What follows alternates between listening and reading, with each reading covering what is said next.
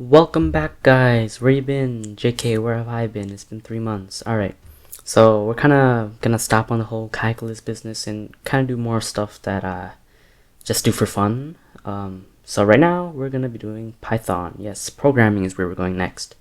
So this was the first video, so before we actually start doing some programming, of course you're gonna need to do some setup.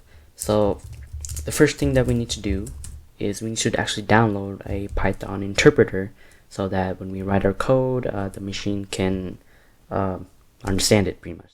On Google, just gonna look up Python download, should be the first link. Now, you'll have two options here, a version of Python 2 and Python 3, and actually there's a link right here where it, if you want to know more about the difference, but just to get the gist of it, Python 3 isn't necessarily superior to Python 2. They're just two different versions that have some syntax differences and probably some more differences on a deeper level, or again, you could click here to learn more. But for what we're doing here, it won't really impact us in many ways. Python 3 has been around for a fairly long time too now, and while Python 2 does have more library support, it won't affect us majorly. So Python 3 is what I use, and that's what I'm going to be using for all of my upcoming tutorial videos. So just go ahead and download that on your operating system. And actually, for those of you on Mac, a Mac operating system actually implements Python 2, so you probably already have Python 2 installed. So, but either way, we're going to use Python 3. Now if you go in here, you'll see something called idle that came with your Python. That's a sort of a default integrated development environment that comes with Python when you install Python. Now, I personally don't use this, and we're actually, the next step is downloading an IDE, a different IDE.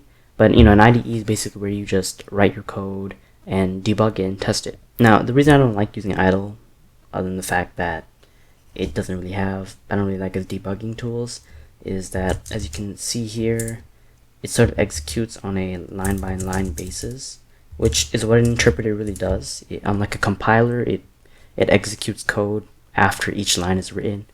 Again, don't worry too much about that. Just know that there's one more thing to install. So the next thing is to install a better IDE, which I use is Pycharm. It's free, it's simple, it'll meet all our needs for now.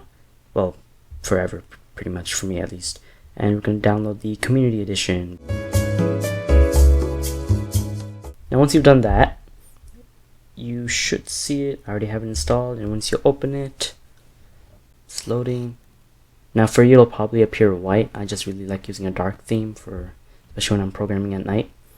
And also, this was a old project I'm working on. Now I mentioned earlier that one thing you do need to make sure, though, it's still running. Okay, one thing you do need to make sure is that when you start a new project, especially for Mac people that already have 2.7 installed, make sure your interpreter program your IDE is going to use to interpret and understand your code is set to Python. If I get this to work, Python 3, not Python 2. If it's set to Python 2 and you don't see a Python 3 here, you may need to hit this gear icon, add local, and search for it within your programs. But let's hope you don't have to go through that. And yeah, that is pretty much it. So since I'm going to be making a bunch of script tutorials and really bring you guys up to speed onto programming, I'm just going to go ahead and create a project folder called YouTube. Yes. And yep, that is pretty much it. Okay, that is a lot of... Oh, because I have a folder named YouTube. God